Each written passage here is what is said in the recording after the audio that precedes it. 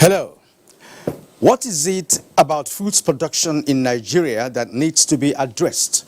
You will find out as we open another session of news, views, and analysis. Good evening and welcome to Weekend File. Fruits constitute important aspect of agricultural production in Nigeria as they ensure food sufficiency as well as income for rural farmers. But market supply chain of fruits is short, which means that the products are sold near production sites or local markets, leaving abundant harvest to perish for lack of adequate storage and processing for both local and export markets. There are various elements in a value chain for fruits that could create enabling environment for stakeholders to function.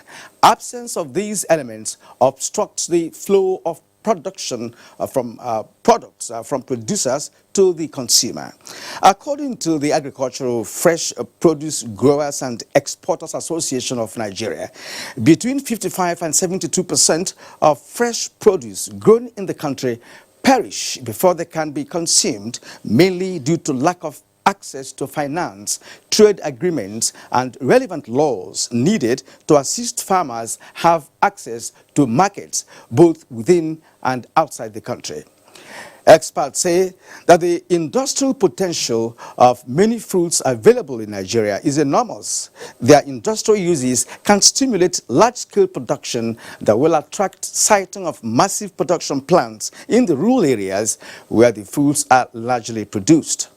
Currently, there is low level of investments in the processing of fruits like mangoes, pineapple, strawberry, avocado, watermelon, pawpaw, and others, and small farmers are the worst hit, followed by medium and large-scale farmers who are forced to sell their orchards to pre-harvest contractors.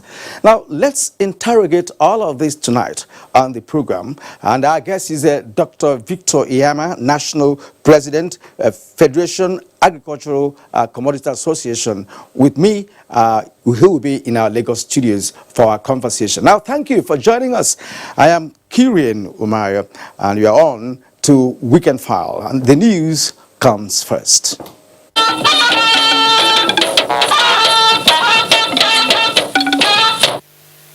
Now, more than 150 graduates, including the physically challenged, have been granted automatic employment and scholarship up to doctoral level in any Nigerian university. Vice President Yemi Osinbajo announced this at the end of the President's National Youth Service Corps Award ceremony in Abuja. State House correspondent Jide Onifade reports.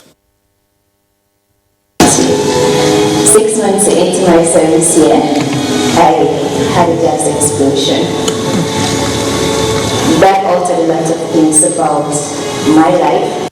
For almost 10 minutes, silence falls on the whole as 3 of the 15 physically challenged ex-NYSC members in a documentary narrate their involvement in road and domestic accidents that led to their conditions. I sustained a spinal cord injury. The sadness was, however, short-lived as the whole burst into life again when Vice President Yemi Osinbajo delivers the President's message to the youth. But it is a greater lesson to all of us that whatever the setbacks that we may experience in life, it is to be used as a stepping stone. And for the awardees comprising winners of 2015, 2016 and 2017 batches, the Vice President has this to say. To all of today's honorees, let me make it clear that you are not just the future of our country, but you are also its present. You must all see yourselves as the leaders that you are. But leadership, as you know, comes with responsibility and continuous sacrifice. We will continue to identify with and support initiatives that seek to promote excellence and hard work among young people. This has been clearly demonstrated through the provision of the required resources for the mobilization of all eligible graduates in spite of the economic situation of the country. Some of the awardees and parents described the program as moral booster. And I want to thank the President and the federal government very much, because this is the way to go to encourage and motivate young ones and the coming generation to do similar things. Initially, I was thinking in Nigeria, if you don't have a godfather, you will never get there. But I have now seen that with good work and dedication, you can actually get to the top. It was a privilege serving the nation and a thing of joy to get honored today. It's a mark of the fact that even the nation has a way of recognizing and being grateful, and thereby encouraging even the younger people to get committed.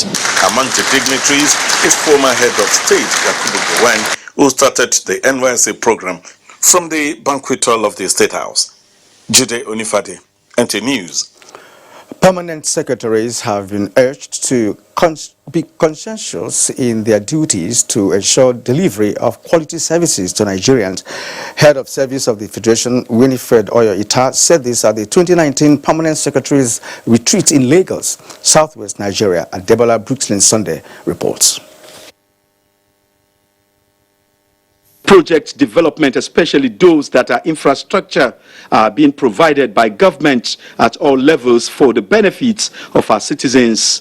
It is, however, observed that lack of required skills and techniques to execute these projects have resulted into some being abandoned. Those who are enlightened. How to effectively end the challenge dominated discourse among the key players. His Excellency, Mr. President, came in and inherited abandoned projects close to about 30 to 40 years of abandonment, and he would not take the excuse that it's of lack of funds or this or that, and he has therefore given marching orders to the cabinet to make sure that these projects are, resuscitated, especially those projects that will help the socio-economic development of this country. The need for effective communication guidelines was also raised. It's important that we break down the precepts, break down the themes, break down the changing principles and procedures for better, more productive and effective communication. Digital procurement is the way out for two reasons.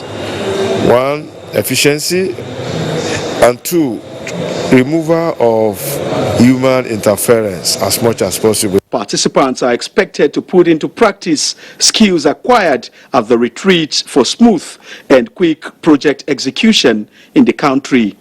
Adebola Brooklyn Sunday, NTA News. Former Nigeria's permanent representative to the United Nations, Professor Ibrahim Gambari, says Nigeria's march to greatness would be quicker if political leaders and their followers ensure that all public policies are fully implemented. The former diplomat made the remark at the presentation of a book in honor of a retiring professor of political science, Professor Sam Amdi. Labude Arewa reports. Since independence, successive governments have tried to formulate public policies towards the nation's development. However, political science experts at this book launch say that the faulty implementation of such policies is an offshoot of the absence of committed leadership. The book, titled Public Policy and National Development in Nigeria, is a collection of essays which profile solutions to Nigeria's socio-economic challenges. While Professor Ibrahim Gambari wants the leaders to lead by example, former Information Minister Professor Jerry Gana sees Nigeria's diverse languages and cultures as a source of our strengths. One is that you have to have policy based on facts, not sentiments. Therefore, those of you who are creating ideas, promoting ideas, disseminating ideas, don't give up. The book itself is what we need now. The celebrant, Professor Sam Amdi, is quite pleased with the opportunity to mentor generations of students who are now honoring him. Rarely in this country we have policy analysts. The problem has to do with implementation of the policies so made. Professor Sam Amdi lectured in political science for many years in Abuja. Olabodarewa, NTA News. Nigeria is soon to benefit from Saudi Arabia's aggressive oil sector investments across the globe. Areas of interest will cover revamping existing refineries, building of a brand new refinery, LNG investments and product supply, trading in crude and refined products. Correspondent Lydia Sampson reports that Minister of Energy, Industry and Mineral Resources of the Kingdom of Saudi Arabia, Khalid bin Abdulaziz Al Fahli, also hinted at the possibility of establishing an independent refinery in Nigeria, as the country considers Nigeria as the best hub to reach other African countries. For his part, Nigeria's Minister of State, Petroleum Resources, Emmanuel Ibekachiku, expressed expectation that the signing of the MOU will further cement the cordial relationship between the two countries. He explained that the visit to Saudi Arabia became necessary because of Saudi's success in the oil and gas sector. Mr. Kachiku further applauded the cooperation between Nigeria and Saudi Arabia at the highest global level of OPEC. The minister led a high-powered delegation drawn from the Ministry of Petroleum Resources, Nigerian National Petroleum Corporation, Department of Petroleum Resources, Petroleum Products Pricing Regulatory Agency, and Petroleum Equalization Fund for a visit to the oil-rich nation. Saudi's Vision 2030 is to position Saudi Arabia to become global leaders in the areas of mining, energy, logistics, and industry. To attain self-reliance in the production of firepower equipment needs, the Nigerian Army is sourcing for 1 billion naira to commence full manufacturing of combat vehicles. The Chief of Army Staff, Lieutenant General Tokoro Buratai, disclosed this at a firepower demonstration to mark the end of the first quarter, Chief of Army Staff Conference and the Combat Arms Week in Jaji, Kaduna State. Defense Correspondent Ismail Musa has that report.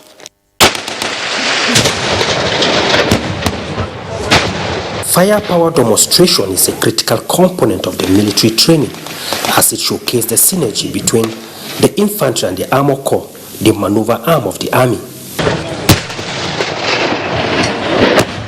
The event provided an avenue to test run this mine detector and an armor personnel carrier produced locally with the capacity to resist up to 12,000 tons of mines. Females in the Nigerian Army were not left out of this combat exercise. This multipurpose bulldozer and this armored personnel carrier are manned by personnel of the newly established Women Corps. The elated Army chief stressed that the formation is developing capacity to produce its needed soft and hardware. But in the next 3-4 months, we should have our brand new vehicles originally produced by the Nigerian Army for Nigerian Army, and indeed other services and the general public. We are already sourcing. We have a number of investments in Nigerian Army that is generating huge amount of money, and we'll take a loan from there. It is worthy to commend Mr. President, Commander-in-Chief of the Armed Forces of the Federal Republic of Nigeria, Muhammadu Buhari, for providing the visionary leadership and logistics needed to transform the Nigerian Army. The event also featured the display of selected arms and combat vehicles, some produced by the Nigerian Army Vehicle Manufacturing Company, situated here in Kaduna State. From Jaji in Kaduna State, Ismail Musa, NTA News. In the meantime, correspondent Najatu Tijani also reports that the Nigerian Air Force has equally held activities such as exhibitions, open lectures, competitions, and awards of excellence on indigenous technology development initiatives. This is in continuation of activities commemorating its 55th anniversary. Known for defending the territorial airspace of Nigeria with its superior air power, the Nigerian Air Force is also big on promoting indigenous technology, which is being displayed at this exhibition by various research and development units of the armed forces and private sector partners. So don't panic, it's not a spider. It's actually called Mechamed. It's a mechanized camware used for surveillance. And this is the sort of technology that the Nigerian Air Force is promoting. NECAMED and other innovations from military research and development are crucial to the integrity of Made in Nigeria technologies with federal government backing. We should be able to provide for our local needs, even to arm our armed forces and provide for the logistics that are required for our strategic engagement. One thing that is missing is private sector participation. That we must get. Award of Excellence to Best Innovations will be done during the grand finale of NAF at 55.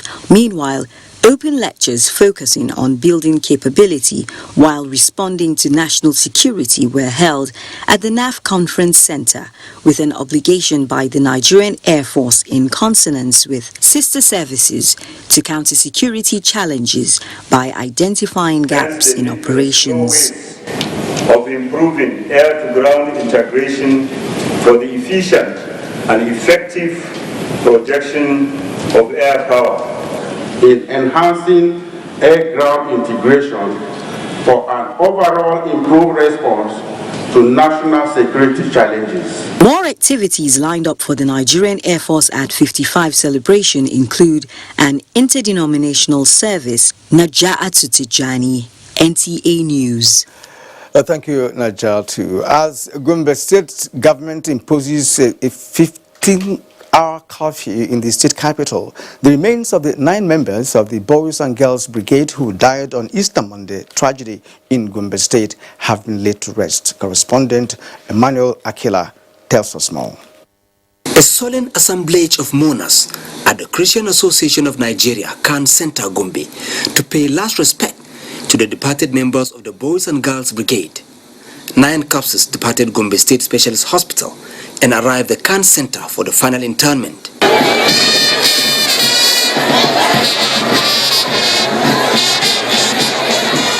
After the special parade by the brigade as an honor to the departed colleagues, the clergy took over and performed a brief prayer and exhortation, and then the departure to the cemetery. A massive grave of 9 chambers was ready to receive the visitors into their final resting place. The brigade's commander read out the names of the deceased members as their bodies are being lowered into the grave. Joseph Samson, Kezia Amos. Christians are peace-loving people.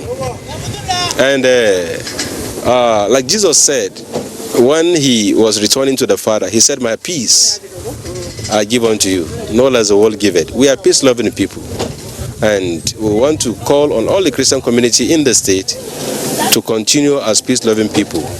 Adamu Abubakar and the only person he was driving the car with were lynched at the scene by the angry members of the brigade. To avoid any breakdown of law and order, the Gombe State government has imposed a curfew on Gombe metropolis and environs. In Gombe, Emmanuel Akila, NTA News. All right, now the National Emergency Management Agency, NEMA, has commenced identification, verification and registration of farmers affected by the 2018 flood and victims of farmers' herders crisis under the Emergency Agricultural Intervention Program. Ilyasu Ali Yakubu reports that the exercise is sequel to the approval of the 33 billion naira by President Muhammadu Buhari for the compensation. The devastating effects of 2018 flood disaster on farmers has left 244,892.56 hectares of farmlands washed away, thereby threatening food security across the country. 232,989 farmers were affected by the disaster. Upon approval of the funds for the provision of farm inputs and livestock for the 7 conflict-inflicted states with 10 billion naira emergency intervention fund and 23 billion naira to 14 flood-inflicted states. The verification exercise is ongoing simultaneously in all the affected states to ensure early distribution of the intervention fund. NTA News visited Rivers, Bayelsa, Delta and Anambra State, where affected farmers converge on various communities for the exercise. I want to say a very big thank you to Mr. President. If the government can provide us with working materials, particularly like rotavators. I thanking the President for this timely intervention. And we're very grateful to Mr. President and of course to the NEMA crew. The State Emergency Management Agency and the Ministry of Agri have been cooperating and supporting us. And everything has been going smoothly. From Asaba in Delta State, Ilyasu Aliakubu, NTA News. Teach the internally displaced persons how to catch fish and cater for themselves. That's the message the Federal Commissioner, National Commission for Refugees, Migrants and Internally Displaced Persons, Sadia Omar Farouk, is sending to governments and other corporate organizations. Ahmed Ondas Ahmed reports that the Commissioner is optimistic that this will enable the displaced persons get back on their feet. With nostalgia and heartwarming rendition, the event kick off as the IDPs remember their ancestral sweet home.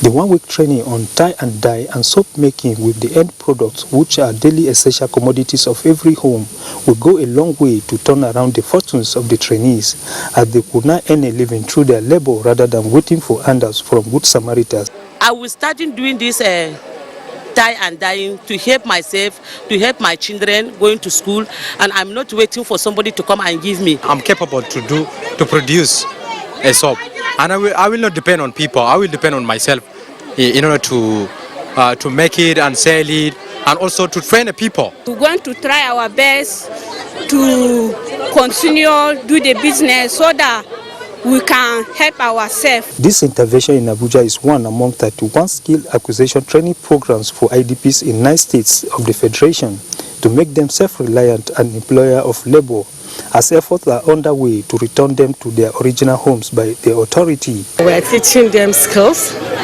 so that they can be on their feet. The best way you can help people is to empower them so that they can fend for themselves. Ahmed Ondas Ahmed, NTA News. To ensure peaceful and seamless transition of government in Oyo State, President of the National Union of Road Transport Workers, Nigerian, has urged members to close ranks and avoid any action capable of disrupting peaceful coexistence in the state. He said this while addressing members in Ibadan. Rafia Animasho reports. The leadership of the National Union of Road Transport Workers met with members of the union and the state to map out ways to address the lingering crisis within the union and the state. The president emphasized the need for members and relevant stakeholders to see themselves as one and work for the peace and progress of the union. They should avoid anything that can tarnish the image of the organization and work hand in hand with the incoming administration in Oyo State. Earlier, the president of the union paid a visit to the governor of Oyo State, Abiola Ajimobi, and the governor-elect, Seyi Makinde, who was received by the deputy governor-elect to appreciate their support for the union and the state and solicit for further collaboration for sustained peace. But just operate within the law. And I'm glad to say that Alhaji Yasin and his executive stuck to that. They obey the law. Don't want a rancorous situation where cutlasses, guns, all those things will be used. It's enough in other states. The president prayed for peaceful coexistence of all and sundry in the society. In Ibadan, Rafia Animashan Badmos, NTA News. For Africa to witness meaningful development, the potentialities of culture to promote socio-economic emancipation and empowerment of the people cannot be overemphasized. This was the submission of discussants at the 2019 African Drum Festival Roundtable Conference held at the Olumo Rock, Abeokuta. Mohammed Adebawale tells us about it. From time immemorial, the drum has not only been a musical instrument, but a means of communication. It has become an integral part of the African society, as there are specific drums that convey different moods, from war to peace, mourning to celebration and royalty. Realizing the immense growth and benefits of the drum in the socio-economic growth of the state and the country at large, a roundtable conference, which is part of activities lined up for the African Drum Festival, brought together professionals in art and culture, traditional rulers, executive council members, and representatives of some state governors. How do we transfer the culture of drumming to the generations born and the unborn? Governor Ibikunda Muson is the convener of the roundtable conference. We have all these different talks and it will be like some kind of dialogue principle for us that we can even use to now incorporate this younger. Other activities continued at the newly built amphitheater of the Civic Center in Abeokuta. Mohammed Adeboali, NTA News. As the nation strives to achieve true democracy, virtues such as honor and patriotism should be the watchword of Nigerians. This was re-echoed in the sermon delivered at the Synod of the Anglican diocese, Abuja. Daniel Aderia reports that the event also doubled as an award presentation. It was a gathering of Christian faithfuls in Abuja, not for a gospel outreach program as one would expect, but to acknowledge and appreciate deserving personalities and individuals who have shown exemplary and impeccable character in society. The Nigerian Television Authority was among the awardees, and the conveners of the event say the NTA deserves commendation for its effort in producing and airing quality news reportage and programming, while also promoting peaceful coexistence and unity of Nigeria.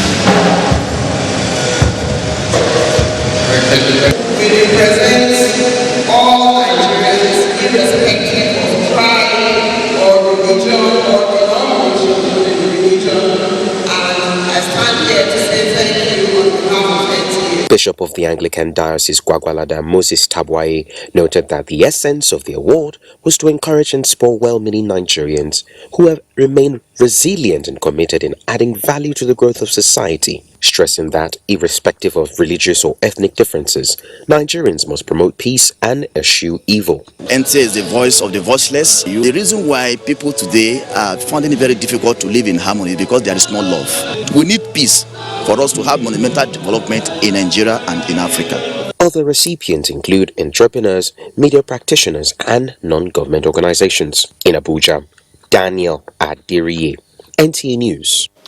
Thank you, Daniel. You are watching Weekend File. Now, production of fruits is a key agricultural activity and has far-reaching and important economic role in Nigeria. You will learn more in our correspondence report up ahead. Don't go away. And the report just reaching us, President Muhammadu Buhari has again expressed deep sorrow in a message to the families and friends of the slain members of the Boys and Girls Brigade in Gombe State at their funeral today. 9 of the youths being buried were killed following a dispute between members of the brigade and a security operative while on a procession to mark Easter. He, however, urged them to be consoled by the fact that the entire nation is with the families as they experience this sad, indescribable loss. At the same time, President Buhari has expressed shock hearing reports of tensions in the state capital leading to the imposition of a curfew by the local authorities and directed security agencies in the state to ensure that vigilance is maintained. Now we thank you for staying with us up to this moment on Weekend File, and let's begin this segment with the reports from our correspondents. Undoubtedly, Benue State is the leading producer of mangoes and oranges in the country. To leverage this potential, key players have to deal with issues of faulty processes and lack of requisite support to export their yields. Godwin Inalegu reports on efforts to overcome these challenges. Benue State has suitable soil and climatic conditions that enhance the production of mangoes and oranges. Statistics has shown that of the 12 varieties of mangoes in the world, Benue State has 10 of the species. In some parts of the state, mangoes and oranges are available throughout the year. The peak of production and availability of the fruits is April, where they are produced in abundance. However, infestation of the fruits before harvest because of faulty farming practice and post-harvest losses are some of the challenges farmers face every year. Azape Priscilla and Msu Giadu are sellers of both fruits at the railway market in Makudi. They, however, decried the losses they suffer due to lack of processing and preservation facilities in the state. If Arabi will get company to keep those things, if to gland this thing and keep it inside something to stay, all those loss, we don't for no meet the loss like that. Stakeholders, however, say for the fruits to be exported, they must have good global good agricultural practices certification, processing and preservative measures, as well as packaging. These things need some preservative period, so that at least after harvesting, it's a shared period. It's a period within which they can stay and somebody who can still use it. If we must export fruits and vegetables, Nigeria has to have a national global gas certification process. They explained that the above measures will go a long way in minimizing losses and enhancing the economy. In Makudi, Godwin Inalewu, NTA News. Kogi State prides itself as one of the highest producers of cashew in the country. But as Solomon Ayedehi found out in this report, this potential is far from being realized as value addition to the national economy. Kogi State is one of the largest producers of cashew in Nigeria, contributing more than 100 metric tons out of the total 220 metric tons exported out of the country annually. The potentials of cashew, stakeholders believed, is underutilized in the state. Lately, the volume of cashew production has shrunk, leading to reduction in income to government. Experts attribute the challenge to low quality of cashew products as well as knowledge gap on the part of farmers. They should allow their cashew nuts to mature before harvesting. Then after harvesting, they should sun-dry the cashew. If we have a kind of cashew intervention fund that some banks are gazetted to take care of handling all the transactions within, we will be giant of Africa by our doings as well. Other measures include engagement of consultants to help train farmers, marketers, and Ministry of Agriculture staff. More importantly, they advocated the establishment of cashew processing factories in the state. Presently, the federal government is establishing cashew processing factories in 3 states of the country, of which Oyo State is one of them. State Commissioner for Agriculture, Kende Olonutoba, who spoke off camera, said the ministry is working very hard to implement the state government's mandate of increasing annual cashew production from 100,000 metric tons to 200,000 metric tons by 2024. In Lokoja, Solomon Ayedehi for Weekend File. Coconut is one of the heritages of Badagri in Lagos. It is one of the products that the early Portuguese settlers brought to the town in the 17th century. Since then, coconut has become an agricultural product that people now explore for enormous benefits. Tunde Saiki reports on the spin-off benefits of coconut and challenges in harnessing them. Coconut is a farm product that the people of Badagri say has over 1,000 benefits to mankind. An average sized coconut tree takes up to 7 years before it grows to fruiting stage and produces up to over 20 nuts at a time. The cost of a bag of 40 pieces of coconut goes for 2,700 naira on a good Agbalata market day and more on any other day in Badagri. Coconut business in Badagri is viable in the sense that people come from far and near, even from the north, Sokoto, Kaduna, far away. On the coconut market day, when you get to the depot there, you see series of large vehicles filled with coconut. A matured coconut is good for oil, while the fresh ones from the waterside is good for rice, bread, and pleasure, as well as medicinal. As I will see coconut, the water of the coconut, the sketch, and the bulb where they remove it inside, everything are money. some people are grant it, maybe in a mosquito coil in the drum, or maybe another thing we don't. When you grant coconut, oil will come out there. Then they take coconut, do the bread. The business of coconut in Badagri has suffered some challenges, such as bad roads and lack of interested industrialists to take advantage of the large volume of the product in the area. First of all, I told you, motor did there. Now, if you go bush 2 times a day, that work will be the end of that will be there. Because road no good. The local manufacturers of the coconut oil say it takes less than a week to produce a 10 kilogram of oil, with an average of between 800 to 1,000 coconuts to get. They argue that if interested industrialists take advantage of the large quantity of the product in the Badagri area, the coconut oil demand will be met. In Lagos, Tunde Saiki, NTN News.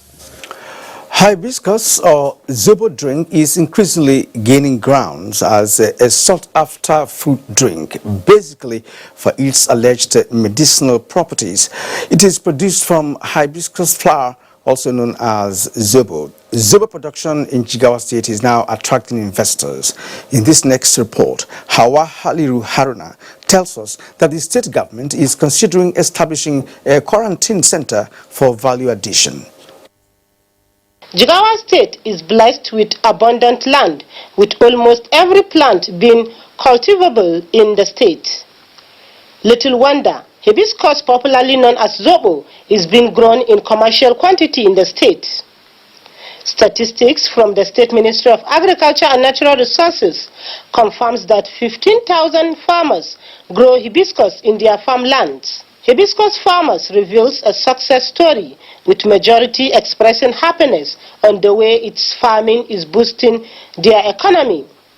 The farmers, however, want more support from government, like opening up direct market, especially as they now relate with middlemen who exploit them to their advantage. For the past 25 years, I have been planting hibiscus. Every farming season, I get 40 to 50 bags of hibiscus.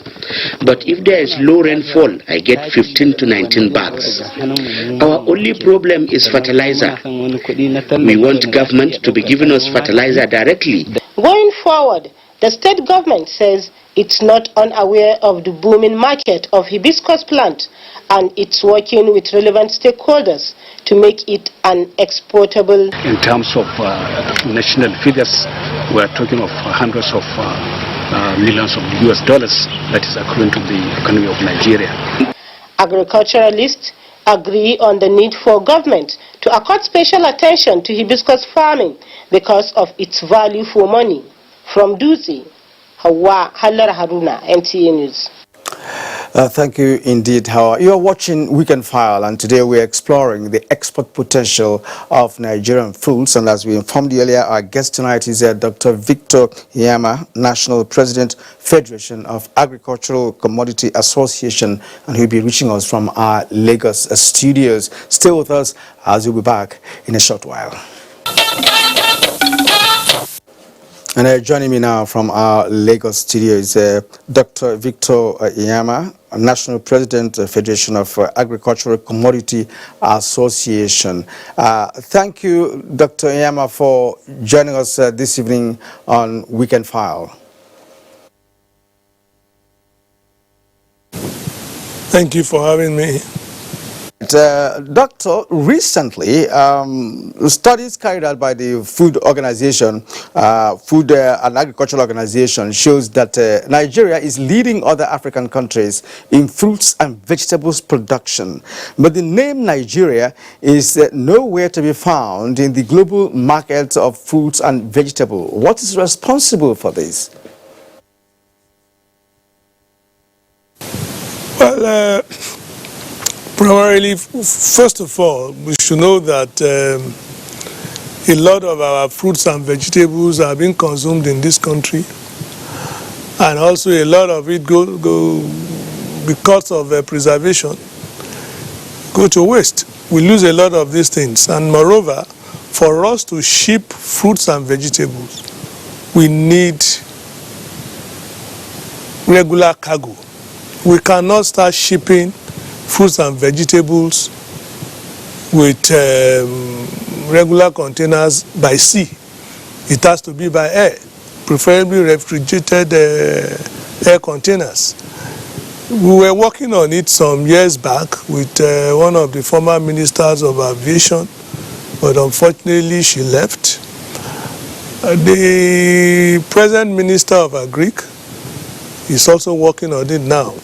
There are some things that must be put in place before we'll be able to compete, because there are some countries where that is their mainstay of their economy. But be that as it may, I think we should do more of trying to add value to our fruits, especially to process it, try and get some small-scale processing machines, especially at the farm gates and all that. Those are the things, because like you rightly said or somebody mentioned, 60% of our vegetables and fruits go to waste. That is basically our problem. We need to, and moreover, when you talk of preservatives, how do you really preserve things?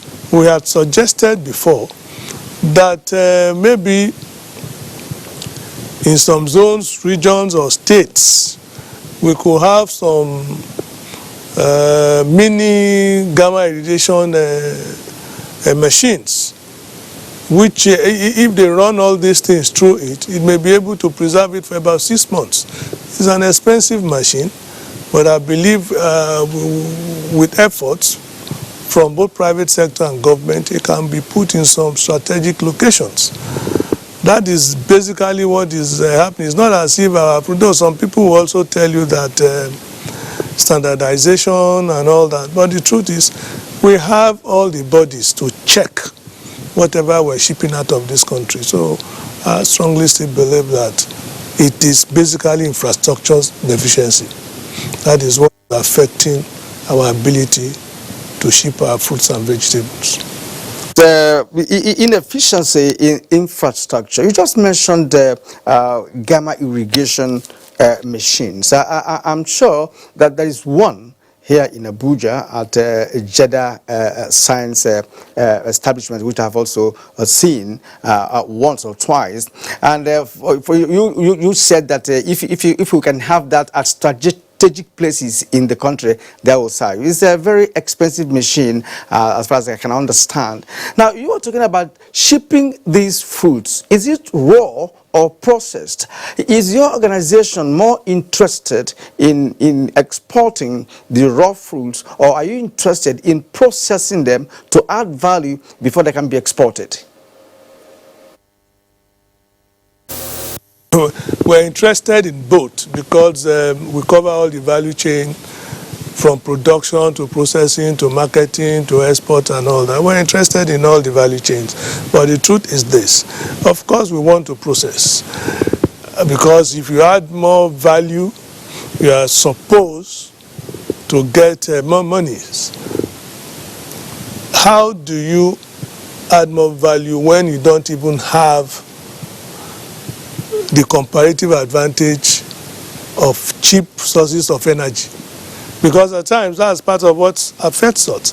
By the time you want to really process, you will discover that by the time you process, it is better for you to even sell locally, because you will make more money than when you ship, because you won't be able to compete. If by the time what they are producing for $1 overseas, you end up producing it for $2, will you be able to sell? So, but all the same, we still need to continue to process until we get that veritable advantage. I've always said, the key problem we have in this country is energy problem. If we solve that problem, you will be shocked. Nigerians are very enterprising. Both the youths, they are very enterprising. But in a situation where you sit down, you process, you do your computation, and 3/4 of the money have gone into purchases of diesel. So how do you compete internationally? That's our basic problem. But in all honesty, if the government can concentrate on solving that problem, you will see the way Nigeria will grow astronomically. we were there. We have all the potentials to be leaders, not only in Africa, but in the world. So we must face that problem. Ask you this final question on this edition of the program. Today's government is interested in agriculture, and a quantum leap has been recorded in this area. Now, would the organization suggest to government to take steps to ensure that some of the infrastructure you mentioned could be provided? You talked about gamma irrigation. Do you have that channel to reach the government with this concern? Yes, we have. We've been talking about it because, like I rightly know, there's only one in Abuja. Do you expect a farmer in Sokoto or Kebbi to take his onions, for example, and load it in trailers and come to Abuja to queue and all that? No, that's what we're saying. See, there are some things, sacrifices has to be made for us to move forward. We're not saying those gigantic edifices in Abuja should be built all over the places. No, there are some smaller units that can be invested in. That is what we're saying. It's for our own goods. Moreover, one of the things I forgot to mention on export of our perishable goods. Look at what is happening at our ports.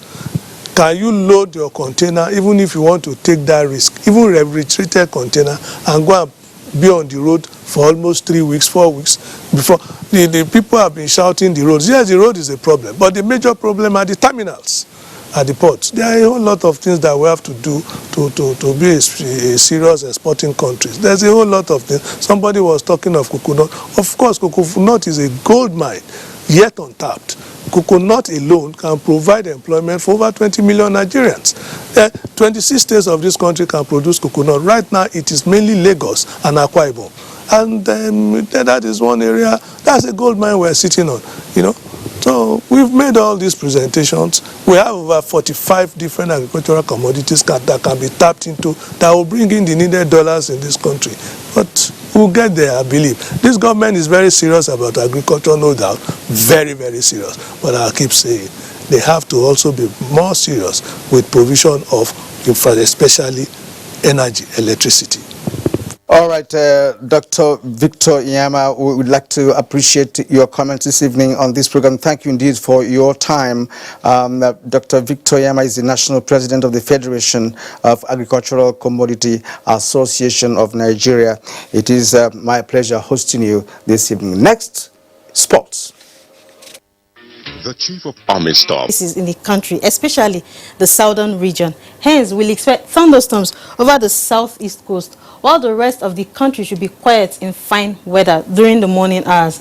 Later in the day, thunderstorms are anticipated over parts of Jos, southern Kaduna, Ilorin, and Yelwa axis, extending down to most places in the south, places like Akure, Osogbo, Lagos, Owerri, Calabar, and Port Harcourt axis in the afternoon into evening hours. And how this weather will affect the temperatures of the day, let's take a look. Well, and that's our program for today. Thank you for watching. We'll see you again next Saturday for another edition of the program. From me and the operational crew, do have a pleasant weekend.